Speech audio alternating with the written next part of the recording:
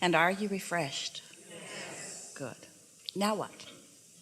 It's a little overwhelming. I've known for years this was going to happen, and now it's here, so it's pretty cool. So, for most of my life, I've been struggling with depression, anxiety, body dysmorphia, and since coming into remembering the truths of what you bring, I realized that my struggling with those things is because of the false beliefs. The struggle is really between me and me, isn't it? Correct. I go this way, my inner being goes this way. That is the struggle. Yes. Yeah. And it's very... Period. The only struggle. The only struggle. It's so real, but I also know that it's so false. It manifests in a real way. It's real. It's real. It's not necessary, but it's real. And the closer I come into alignment with my true self. Or when I do. When I do. I can do it or not do it. I do it. I don't do it. I do it. I don't do it. I do it. I don't do it. I do it. I don't do it. But when I do it. Exactly. But when I do it. And recently, the experiences are total opposites. So I've been working a lot with ayahuasca and having these profound downloads of the purest love. It's almost overwhelming.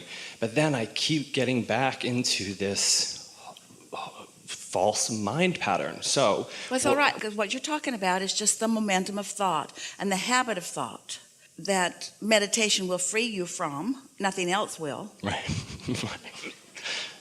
Right. Something else might keep you from recognizing it in a moment, but let's say you're picking up on stuff, doesn't matter. But you manage to quiet your mind and your vibration rises, and then you have some conversation that changes the direction of some thoughts. And then you go back to your day, and it happens again and again. Well, eventually, your set point is in a different place. And it's funny because I knew that you were going to say that. So what I wanted to ask is if you... But do you see how we work? Do you see how we get you to a place that there's no resistance about what we've just said, and then we can approach the subject where there is resistance? That's what meditation does for you. Takes you to a place of no resistance, and then you go back into the world and you reintroduce the resistance, but now you've reintroduced it at a different level. It really is the process of bridging thoughts. It really is the process of clarifying your vibration. Yes, because you can't do it by wrestling the problem to the ground and killing it. Right. So what I want to use this interaction for is to ask you, let me pause for a second. I want to use this as a catalyst to move on and like to truly just be who I know I am, right? So what I want to ask is if you could give us... Do you know what the best catalyst to that is? A big old stubborn problem. Because you never know more clearly what you do want than when you're living what you don't want. In other words, sometimes if you're not clear about what you want, the path of least resistance is more problems about the same thing till you get clear.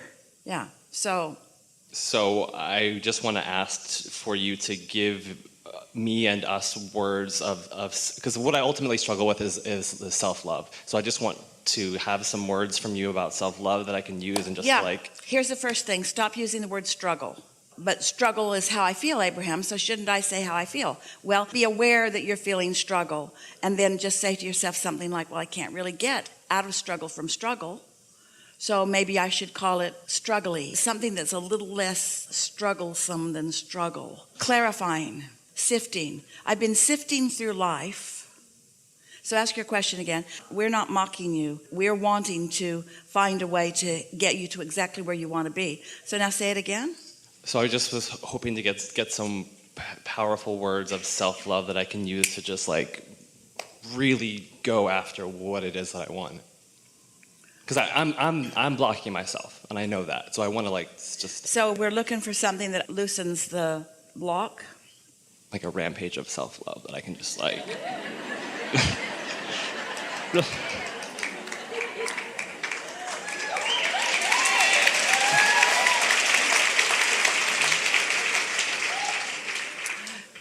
Pretty good way of saying it, because your inner being is yourself also. But you mean a rampage of self-love from your total self that your blocked off self might hear? Mm-hmm. Your total self, your inner being self, is rampaging to you all the time, and you don't hear it. So you think the words will get through in a way that the constant love and appreciation and guidance isn't? I'm hoping. So...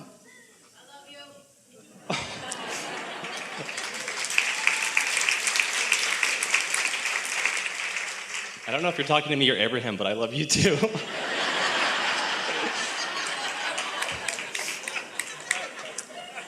Things are out of control.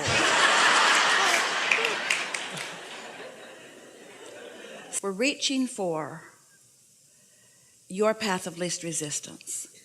And we want you all to hear that sometimes what you're asking for in the moment, you're not ready to let in. So what you get back is the letting in process rather than what you're asking for. So we're going to start in even a deeper place than what you've asked for, and then we'll get there, and maybe you'll meet us there, and maybe you won't. Maybe you'll meet us there, maybe you won't. You could meet us there, but maybe you won't. You might meet us there, but maybe you won't. You could, but maybe you won't. It doesn't matter if you do or you don't, because you can get there eventually. So this could be a good time, or maybe not, but it's probably a good time. It probably is. It feels like a good time, so you'll probably get there. You'll probably hear. Now, you see what we're doing? We're just giving you the license to get there or not, to acknowledge that you have a desire that you might be ready for or not, because words are really cheap. A lot of people offer lip service. But we're not wanting to just give you words. We're wanting you to find resonance with who you really are. That's what you're reaching for. You're not asking for our words. You're asking for an inspiration to your resonance.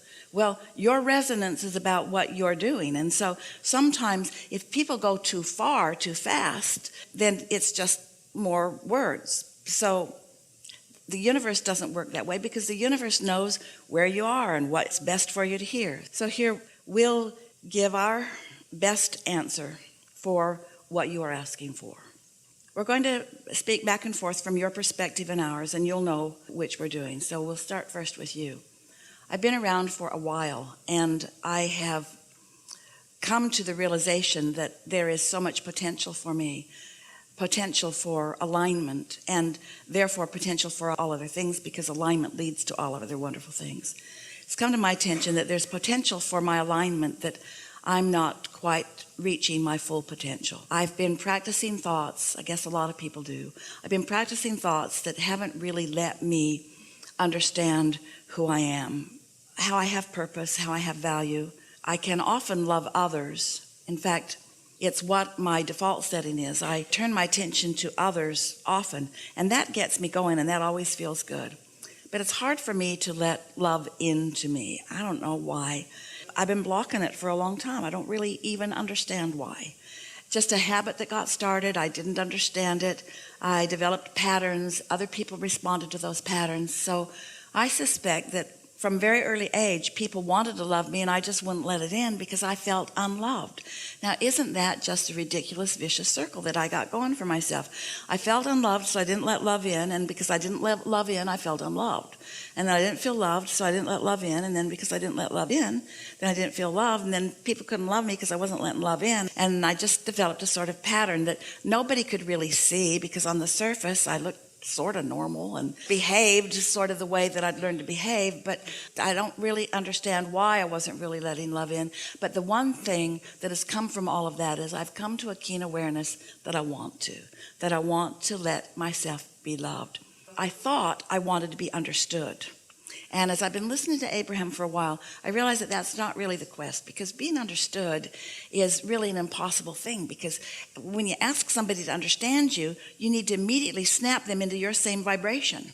And that's an impossible thing. Everybody's got their own vibration going. So I think somewhere I got confused. The desire for love, I think I got it confused with the desire to be understood. And I also think that I got confused about where the love was coming from. I think I thought the love would come from other people who didn't understand me, instead of from Source, who always does. So there's two things I kind of got out of kilter. I got confused about being loved and being understood, and I looked for people that couldn't really understand me to be the reason that I felt love. I realize now how screwy that whole thing was and why it didn't work. And I'm relieved that I'm not failing at something that should work, because it couldn't work. So I'm sort of feeling some relief that I was looking for love in all the wrong places and getting mixed up about whether I was really wanting love from them or understanding from them, which really is not possible. So I also understand that when I'm in a sort of bad place and I want someone to love me or understand me, that they've got to go to the same bad place I am to understand me. Those two things don't go together. I want them to love me and understand me, but they can't understand me unless they get on my vibe. And if they're on my vibe, my not good feeling vibe, then they can't love me. No wonder it didn't work. Looking for love in all the wrong places. Is this making any sense to any of you? Yes. Relating a little bit even? Yes. So now I've kind of got that squared away. Now I realize that as lovely as people are, and as much as I love so many of them, and as much as I love being in this body and here in this world and on this leading edge, that I want to express love to them, but mostly I want to connect with love. Because if I don't let myself be loved, if I don't let this vessel that is me open to love, then I can't really love anybody else, not in a way that's meaningful to them. So a lot of us are just running around a little bit broken. We're not letting love in, but we're trying to let love out. So we're not going back to the well of replenishment. We're just loving and serving and trying to be of value and getting depleted and getting exhausted and getting overwhelmed because we're not letting it in. It's like never breathing air in and always breathing it out. You can't get too far with that. Pretty soon you got to start breathing it in, or you have nothing to breathe out. And so now I'm more clear about all of this. So I'm no longer wanting to look to others for that replenishment, although sometimes you can find it. Sometimes somebody's all tuned in, tapped in, turned on, and they got it going and blowing. And when they hold me as their object of attention, I can feel it. And I do like that, but I don't want to depend on somebody else's connection for that, because they've got stuff they're doing too. And I don't need anybody else's connection. I've got my own straight line to it. I've got my own vortex. I've got my own valve that I can open wide to it. And often I do. Sometimes I do. Sometimes I do it more easily than not. It sort of depends on the momentum that got going. But more and more, I accept these things. I know that Source exists. And I know that my inner being is a big part of that collective consciousness of Source. And that my inner being is, in an undivided way, focused upon me. And knowing everything about me and loving me anyway. That my inner being is loving my becoming and is never holding me responsible for what I've come to, because I'm eternal. I'm never going to get done. And there's always going to be within me a gap between what life has caused me to reach for and what I've allowed myself to catch up with. And I've been beating up on myself so long about that gap, because I reach for more and then I don't go, and then I feel bad about the gap, but my inner being never does that. And, I'm just figuring this out. The very reason that I don't feel love, or that I feel unloved, is because my inner being is there and I haven't joined my inner being. In other words, the negative emotion that I feel, that I've been calling people not loving me, or my inner being not loving me, or me not letting love in, has only been because I have reached and have not caught up with what I've reached for. And so the very fact that I can feel negative emotion, which feels not love, is my proof that the love exists. Because if that love didn't exist and it wasn't pointed right at me, I couldn't feel this discord from not letting it in. Whew. So the very unlovedness I feel is proof of the love that is there. Ooh, I really like that. Me too. I sensed that it was there. I had glimpses that it was there. It showed it to me from time to time when I was in the right place. I let it in from time to time, and I'm getting better and better at letting it in. I know that my inner being loves me, and I'm in the mood right now to hear something from my inner being. I'd like my inner being to explain to me a little bit what their perspective of me is. I'd like to know how my inner being sees me, and I'm in a better place now than I was at the beginning of this conversation. So I have a better chance of letting more of it in than I was at the beginning of this conversation. So I'll just listen for a minute and I'll hear what my inner being has to say about me.